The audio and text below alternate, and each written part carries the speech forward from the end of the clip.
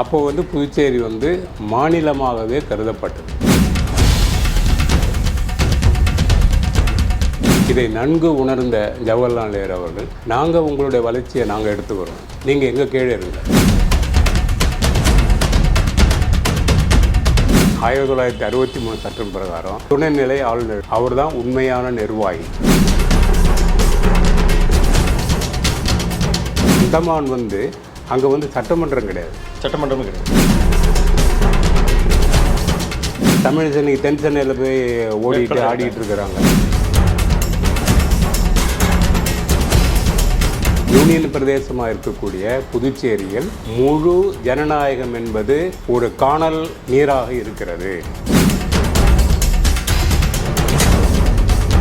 இந்த மாதிரி யூனியன் பிரதேசத்துக்கு கொடுக்கக்கூடிய சலுகையெல்லாம் குறைச்சிடுவோம். எங்களுக்கு கொடுத்த அந்த திட்ட நிதியை 30% கடனும் 70% மானியமாக முதல்ல குறைச்சாங்க. அப்படியே என்ன பண்ணிட்டாங்கனாக்கா 90% கடன், 10% தான் உங்களுக்கு மானியம் அப்படின்னு காலப்போக்கில் இதை குறைச்சிட்டு வந்துட்டாங்க.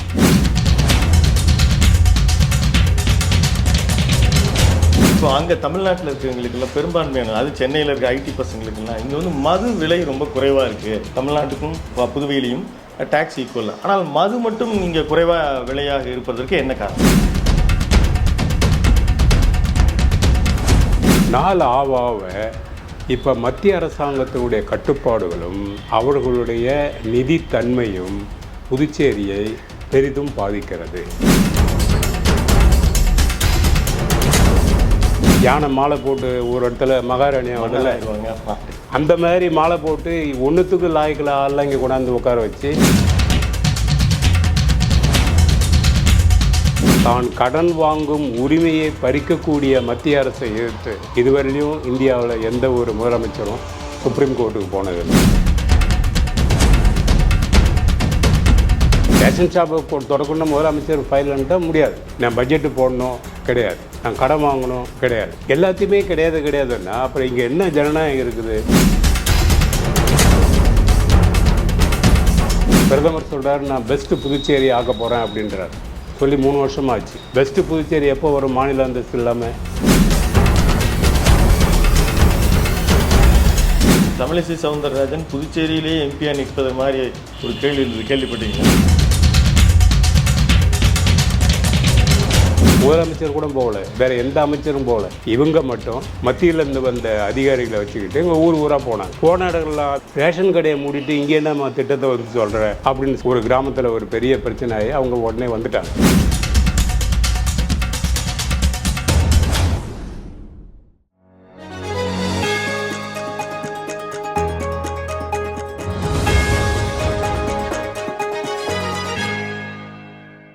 தமிழகம் நேயர்களுக்கு இனிய வணக்கம். இன்று நாம் இந்தியாவின் மிகச்சிறந்த பொருளாதார நிபுணர், புதுவையினுடைய ஒரு எக்கனாமிக்கல் எக்ஸ்பர்ட், முன்னாள் நாடாளுமன்ற உறுப்பினர் பேராசிரியர் திரு எம் ராம்தாஸ் அவர்களை சந்திக்கிறோம். பல்வேறு நூல்கள், ஒரு எழுத்தாளரும் கூட, பல்வேறு நூல்கள் பொருளாதாரத்தை பற்றி, அம்பேத்கரை பற்றி, புதுவை பொருளாதாரத்தை பற்றியெல்லாம் அவர் எழுதியிருக்கிறார். அவரோடு அரசியல் பொருளாதார விஷயங்களை பேசுவோம். அவரை அன்போடு வரவேற்போம். ஐயா வணக்கம். வணக்கம். நல்லா இருக்கீங்களா? நல்லா இருக்குங்க. முதல்ல நம்ம புதுவை பொருளாதாரத்தை பற்றி பேசுவோங்க. நீங்கள் தனிப்பட்ட முறையில் அந்த மாதிரியான ஒரு புதுவை பொருளாதார மாநில அந்தஸ்து குறித்து நீங்கள் நூல்கள் தமிழ், இங்கிலீஷில் ரெண்டுமே எழுதியிருக்கீங்க. இன்று திமுக, காங்கிரஸ், பாமக எல்லாமே அவங்களுடைய மேனிஃபெஸ்டோவில் புதுவை மாநில அந்தஸ்து குறித்து சொல்லியிருக்கிறாங்க. தொடர்ந்து பல கட்சிகள் பல தேர்தல்களில் சொல்லிட்டு தான் வந்திருக்கிறாங்க. மாநில அந்தஸ்து அப்படின்றது அவசியமாக ஒன்று. இன்னொன்று, யூனியன் பிரதேசமாக இந்த புதுவை இருப்பதனால் சில சலுகைகள் இருப்பதாக நாங்கள் கேள்விப்படுறோம். இது ரெண்டும் குறித்து சொல்லுங்கள். அதாவது இந்த புதுச்சேரி யூனியன் பிரதேசம் என்பது 138 ஆண்டுகள் பிரெஞ்சுக்காரர்களுடைய ஆதிக்கத்தில் இருந்தது. 1954ஆம் ஆண்டு நவம்பர் 1ஆம் தேதி புதுச்சேரிக்கு அவர்கள் விடுதலை கொடுத்தார்கள். அந்த விடுதலை கொடுப்பதற்கு முன்பாக கீழூர் என்ற இடத்துல ஒரு வாக்கெடுப்பு நடத்தினாங்க. அந்த வாக்கெடுப்பில் உள்ளாட்சி பிரதிநிதிகளும் அப்போது இருந்த சட்டமன்ற உறுப்பினர்களும் ஒன்றாக சேர்ந்து பிரெஞ்சுக்காரர்களை ஒரு ஆலோசனை பண்ணாங்க. அந்த ஆலோசனை என்னன்னு சொன்னால், உங்களுக்கு நாங்கள் சுதந்திரம் கொடுக்குறோம், ஆனால் அந்த சுதந்திரத்தை வாங்கிட்டு நீங்கள் எங்கள் ஃப்ரெஞ்சு அரசோடவே நீங்கள் இருக்கலாம், அல்லது இந்திய அரசோடு நீங்கள் இணைஞ்சிருக்கலாம். ஏன்னா அந்த நேரத்தில் 1947 இந்தியாவுக்கு சுதந்திரம் வந்து ஒரு சுதந்திர நாட்டை வந்து ஜவஹர்லால் நேரு அவர்கள் வந்து தலைமையேற்று நடத்திக்கிட்டு இருந்தாங்க.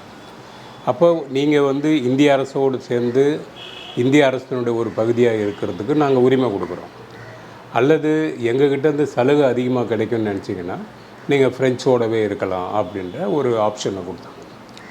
அப்போ அங்கே இருந்த மக்கள் வந்து எல்லாருமே, எல்லா பிரதிநிதிகளும் நாங்கள் இந்தியாவோட இணைஞ்சிடுறோம் அப்படின்னு சொன்ன உடனே, சரி இந்தியாவோட நீங்கள் இணைஞ்சிருங்க அப்படின்னு சொல்லிட்டு அந்த சொல்லி நவம்பர் 1ஆம் தேதி 1954 புதுச்சேரிக்கு விடுதலை கொடுத்தாங்க. விடுதலை கொடுத்த உடனே அப்போ வந்து புதுச்சேரி வந்து மாநிலமாகவே கருதப்பட்டது. மாநிலமாகவே கருதப்பட்டு மத்திய அரசினுடைய மேற்பார்வையின் கீழ் கொண்டு வரப்பட்டது. அதற்கான ஒரு ஒப்பந்தம் ஏற்பட்டது. அந்த ஒப்பந்தம் ஏற்படும்போது நம்ம பாரதத்தினுடைய முதல் பிரதமர், நவீன இந்தியாவினுடைய சிற்பி என்று அழைக்கக்கூடிய ஜவஹர்லால் நேரு அவர்கள், புதுச்சேரியை பிரெஞ்சு கலாச்சாரத்தின் சன்னலாக நான் பார்க்கிறேன், it is a window of French culture அப்படின்னு சொல்லிட்டு, நான் இந்த பிரதேசத்தை புதுச்சேரியை என்னுடைய செல்ல குழந்தையாக கருதி அதனுடைய வளர்ச்சிக்கு வேண்டிய எல்லா உதவிகளையும் நான் செய்வேன் என்ற ஒரு வாக்குறுதியை கொடுத்தார். அதற்கு பிறகு 1963ஆம் ஆண்டு 9 ஆண்டுகள் கழிந்து இந்திய அரசாங்கம் யூனியன் பிரதேச சட்டம் என்ற ஒரு சட்டத்தை கொண்டு வருது, யூனியன் டெரிட்டரிஸ் ஆக்ட் 1963. அப்போ கொண்டு வரும்போது புதுச்சேரியை வந்து நம்ம யூனியன் பிரதேசமாக, யூனியன் என்பது ஒன்றிய அரசு, ஒன்றிய அரசு என்பது மத்திய அரசு, ஸோ மத்திய அரசினுடைய ஒரு பிரதேசமாக புதுச்சேரியை நாம் கொண்டு வந்து அவர்களை நம் கட்டுப்பாட்டில் வைத்திருப்போம். அவர்களுடைய வாழ்வு சாவு அந்த மாதிரி அவர்கள் தோன்றியது செய்வதற்கு என்ன அடிப்படை காரணம்? அடிப்படை காரணம்னாக்கா, இப்போ வெளிநாடுகளிலிருந்து சுதந்திரம் பெற்ற பகுதிகள், பிரிந்து கிடைக்கக்கூடிய பகுதிகள், மலைவாழ் பிரதேசங்கள் போன்ற இடங்களெல்லாம் மத்திய அரசாங்கத்தினுடைய நேரடி பார்வையில் கொண்டு வந்தால்தான் சீக்கிரமாக வளர்ச்சியை கொண்டு வர வேண்டும் என்று ஜவஹர்லால் நேரு அவர்கள் அப்பொழுது நினைத்தார், நம்மளுடைய நேரடி கண்ட்ரோலில். இப்போ அந்த நேரத்தில் யூனியன் பிரதேசத்துக்கு வந்து ஒரு மாநில அந்தஸ்து கொடுத்து நீங்களே உங்கள் வேலையை பார்த்துங்கன்னு சொன்னால், அப்போ ஒன்றுமே கிடையாது எங்கிட்ட. புதுச்சேரி வந்து ஒன்றுமே இல்லாத ஒரு அடிமையாக வெளியே வந்தது. பொருளாதார வளர்ச்சிக்கோ, சமூக வளர்ச்சிக்கோ, கல்வி வளர்ச்சிக்கோ, தொழில் வளர்ச்சிக்கோ எங்கிட்ட எந்த சாதகமும் இல்லை. மூலதனம் கிடையாது, நிலப்பரப்பு சரியாக இல்லை, எதுவுமே இல்லாத ஒரு நேரத்தில் எங்களால் வளர்ச்சி என்பதை செய்திருக்க முடியாது. இதை நன்கு உணர்ந்த ஜவஹர்லால் நேரு அவர்கள், நாங்கள் உங்களுடைய வளர்ச்சியை நாங்கள் எடுத்துக்கிறோம், நீங்கள் எங்கள் கீழே இருங்க, எங்கள் சட்டத்திட்டங்களில் நீங்கள் இருந்தீங்கன்னாக்கா உங்களுக்கு வேண்டியதை நாங்கள் செய்கிறோம், நாங்கள் உங்களுடைய பெற்றோர்கள் மாதிரி. அப்போ நம்ம குழந்தையாக இருந்தோம். குழந்தையாக இருந்த அந்த சந்தர்ப்பத்தில் இன்னொரு சந்தேகம் என்னென்னா, இப்போ மாகே, யானம், இன்னொன்று சந்திரநாக்கு, இப்போ அங்கங்கே வெவ்வேறு ஆந்திராவிலையும் கேரளாவிலையும் தமிழ்நாட்டில் காரைக்கால்லையும் பிரிந்து கிடந்த அந்த மாதிரி ஒரு தனியான ஒரு பிற மொழி பேசக்கூடிய பிற நிலவியல் கூறுகளுக்கு மத்தியில் இருக்கிறத அதை அப்படியே வச்சிருந்தது.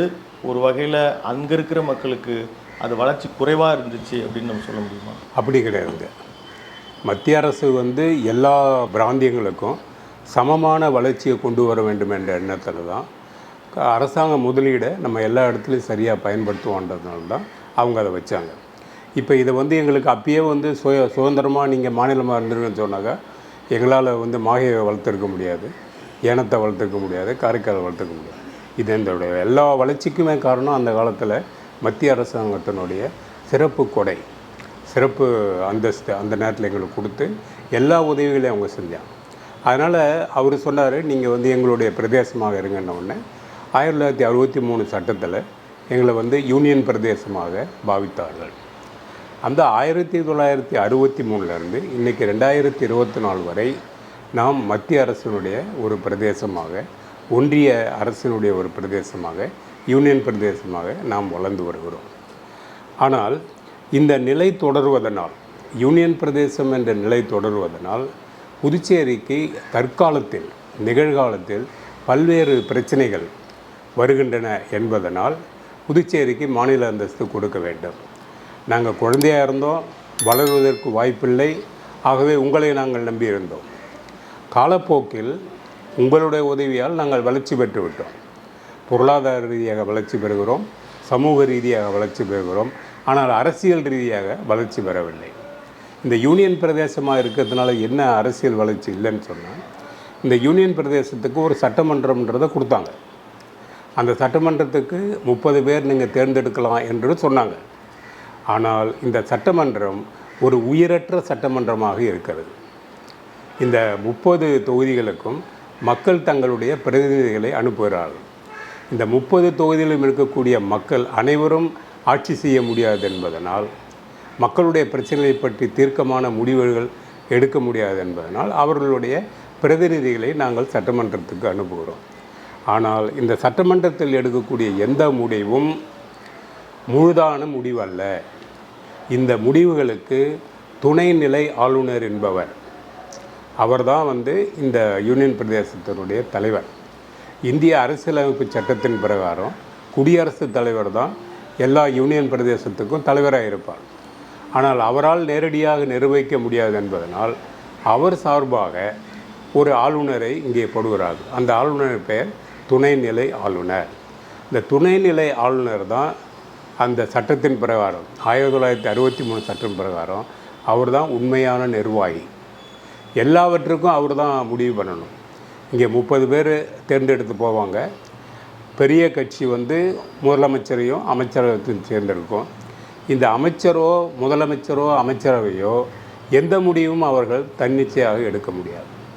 இன்றைக்கி தமிழ்நாட்டில் பார்த்திங்கன்னா முதலமைச்சர் ஒரு முடிவு எடுத்து அனுப்புகிறாருன்னா அதான் முடிவு. ஒரு விவசாயத்துறை அமைச்சர் முடிவு எடுத்து முதலமைச்சர் ஒத்துக்கிட்டாருன்னா அதான் முடிவு. இங்கே அப்படி கிடையாது. எல்லா முடிவு எடுத்த பிறகு கோப்பு துணைநிலை ஆளுநரிடம் செல்லும். எல்லா யூனியன் பிரதேசங்களும், அது எக்ஸப்ட் டெல்லியில் இன்னும் கூடுதல் சட்டங்கள் அங்கே லெப்டினன்ட் கவர்னருக்கு தான் இருக்குது. ஆமாம். அதே மாதிரி அந்தமான் அங்கே அவங்க நிர்ணயிக்கிற அந்தமான்றது வேறு. அவங்களுக்கு கொடுக்குறது டைரெக்டாக ஆஃபீஸர் போடுறாங்க. அவங்க இல்லை, இங்கேயும் ஆஃபீஸர் தான். இங்கேயும் சீஃப் செக்ரட்டரி இருக்கிறாங்க, மற்ற செக்ரட்டரிஸ் இருக்காங்க. பட் அதுக்கு மேலே ஹைரார்க்கியில் லெப்டினன்ட் கவர்னர் இருப்பாங்க. லெப்டினன்ட் அந்தமான் அங்கே சட்டமன்றம் கிடையாது. சட்டமன்றமும் கிடையாது. அதனால் முழு அதிகாரமும் லெப்டினன்ட் கவர்னருக்கு தான். சண்டிகார் அதுபோல் அங்கே சட்டமன்றம் கிடையாது, முழு நேரம் வரும். இந்தியாவில் இன்றைக்கி 2 புதுச்சேரியும் டெல்லியும், யூனியன் பிரதேசமாக இருக்கக்கூடிய டெல்லி. ஸோ இந்த ரெண்டுலேயுமே இதுக்கும் அதுக்கு சில வித்தியாசங்கள் இருக்குது. புதுச்சேரியை பொறுத்தவரையிலையும் எல்லா முடிவுகளும் ஒரு தனிப்பட்ட நபரால் எடுக்கக்கூடியது. இப்போ முதலமைச்சர் சொல்கிறார் புதுச்சேரியில் நம்ம ரேஷன் கடைகளை திறக்கலாம் அப்படின்னு.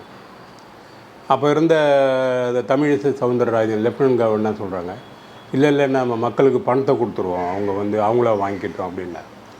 ஆனால் இன்றைக்கி தேர்தலில் இவர் எங்கே போய் ஓட்டு கேட்க போனாலும் பெண்கள் அவருடைய வாகனத்தை மறித்து ஏன் நீ ரேஷன் கடை மூடன இவரை தான் கேட்குறாங்களே தவிர தமிழிசையை கேட்கல.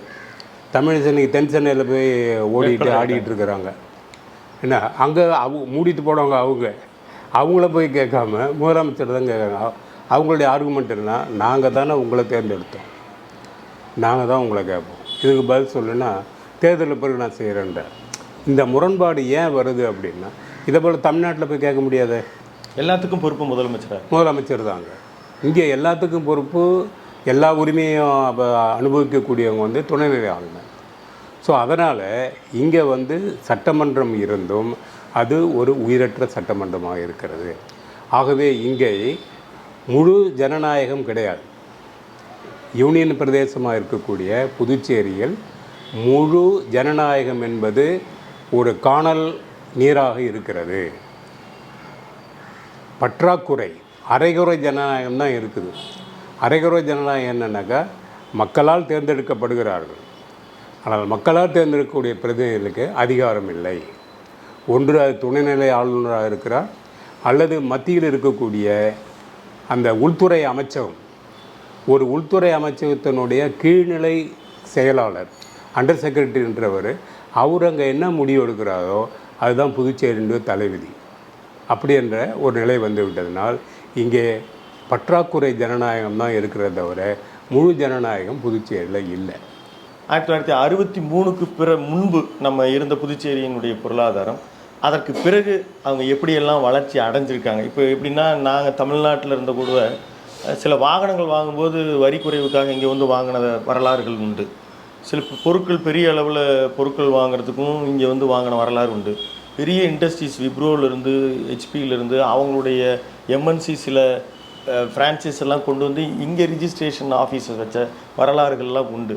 இப்போ நம்ம ஜிடிபி கான்ட்ரிபியூஷன் எப்படி இருக்குதுங்க? புதுவையினுடைய ஜிடிபி கான்ட்ரிபியூஷன், அதாவது கிராஸ் டொமஸ்டிக் ப்ராடக்ட் அப்படின்னு சொல்கிறது, அது வந்து மாநில வருமானம்னு சொல்கிறது. மாநில வருமானம் வந்து 1963க்கு பிறகு நல்ல முறையில் வளர்ந்துட்டு வந்தது. அந்த நல்ல முறையில் வளர்ந்ததுக்கு ஒரு முக்கிய காரணம் என்ன, மத்திய அரசாங்கம் நமக்கு சிறப்பு சலுகைகள் கொடுத்தது. உதாரணமாக, ஒரு தொழிற்சாலை இங்கே ஆரம்பிக்க வேண்டும் என்று சொன்னால் வரி சலுகைகள் கொடுத்தார்கள். தமிழ்நாட்டில் இல்லாத வரி சலுகை இங்கே கொடுத்தாங்க. ஒரு பொருளை விற்கணும் அப்படின்னு சொன்னால் இங்கே சேல்ஸ் டேக்ஸ்லாம் ரொம்ப கம்மி. தமிழ்நாட்டில் 8% இருக்குன்னாக்கா இங்கே 2% தான் இருக்கும். அதனால தான் இங்கே வந்து கார் வாங்குவாங்க, இங்கே வந்து சைக்கிள் வாங்கிட்டு போவாங்க, இங்கே வந்து துணிமணிலாம் வாங்கிட்டு போவாங்க. அப்போ வர்த்தகம் பெருகக்கூடிய ஒரு நிலை, வாங்கும் சக்தி மக்களிடம் அதிகமாக இருந்தது, குறையவில்லை. ஸோ இப்படிப்பட்ட காரணங்களால் புதுச்சேரி ஒரு குதிரை பாய்ச்சல் வளர்ச்சி பெற்று வந்தது. இது உண்மை.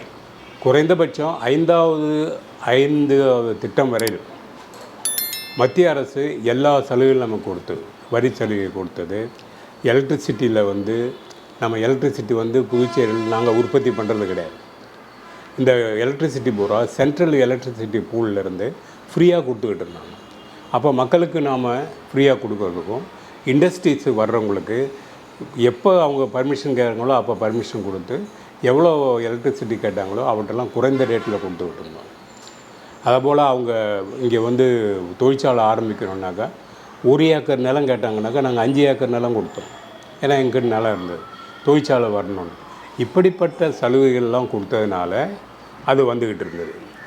அதுபோல் மத்திய அரசாங்கம் என்ன பண்ணுவாங்கன்னா, எங்களுடைய திட்ட வளர்ச்சிக்கு, விவசாய வளர்ச்சிக்கு, கால்நடை வளர்ச்சிக்கு, மின்துறை வளர்ச்சிக்கு, தொழில் வளர்ச்சிக்கு வேண்டிய திட்ட நிதி அப்படின்னு வரும்போது 90% திட்ட நிதியை எங்களுக்கு மானியமாக கொடுத்தார்கள்.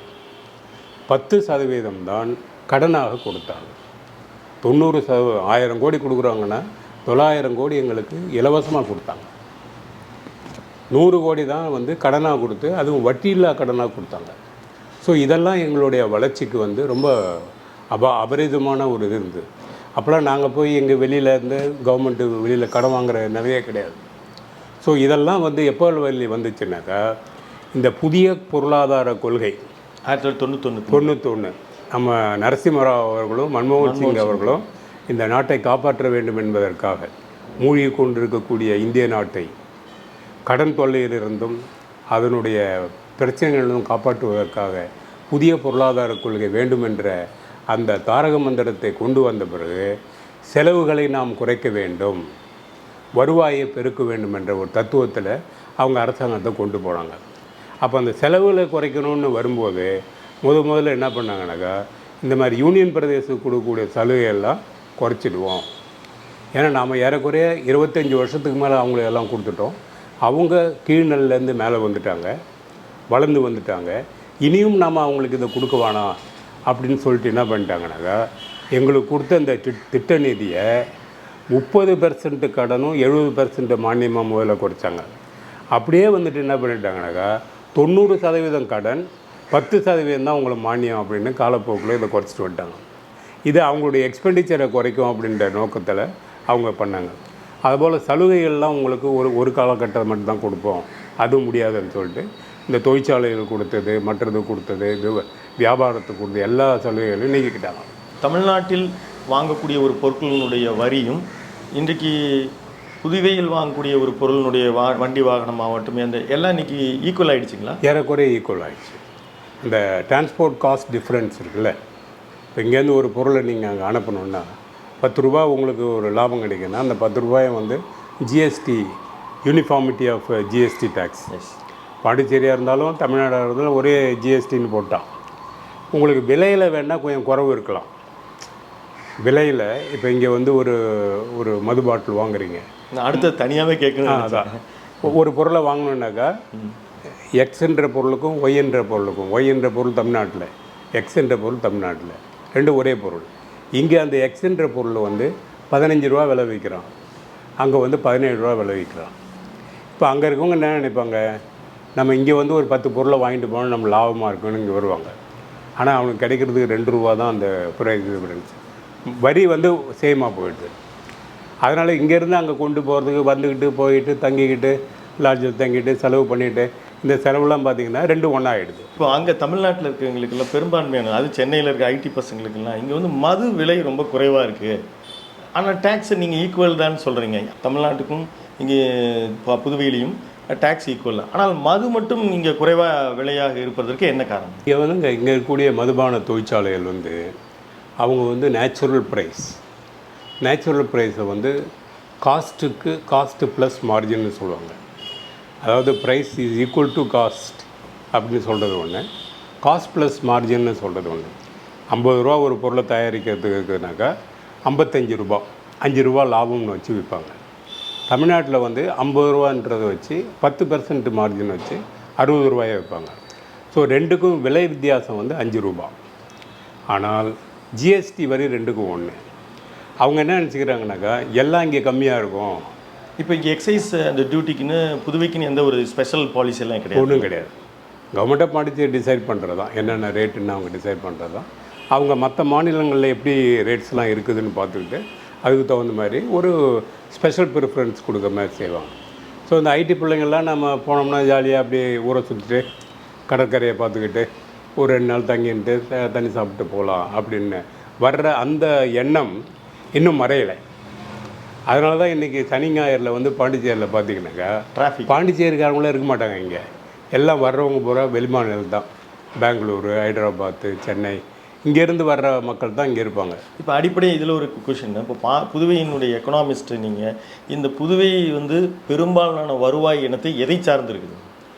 இன்றைக்கி வந்து அது மதுபானத்தை தான் சார்ந்திருக்கு. டூரிசம் அண்டு லிக்கர், மதுபானம் தான் ஃபஸ்ட்டு, அடுத்தது ஜிஎஸ்டி.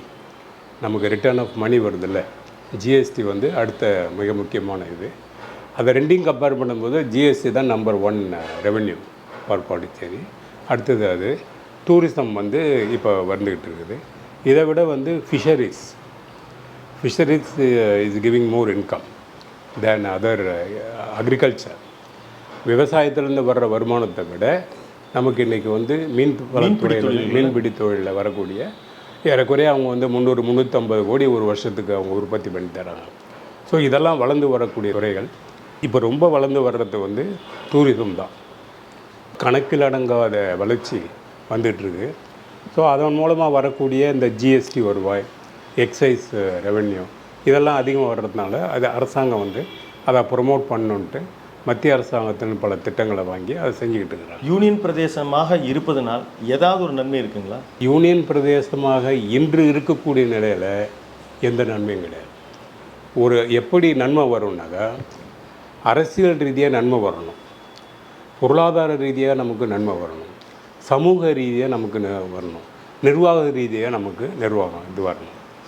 1991 வரையிலும் இந்த நன்மைகள்லாம் யூனியன் பிரதேசமாக இருக்கும்போது நமக்கு வந்துக்கிட்டு இருந்தது.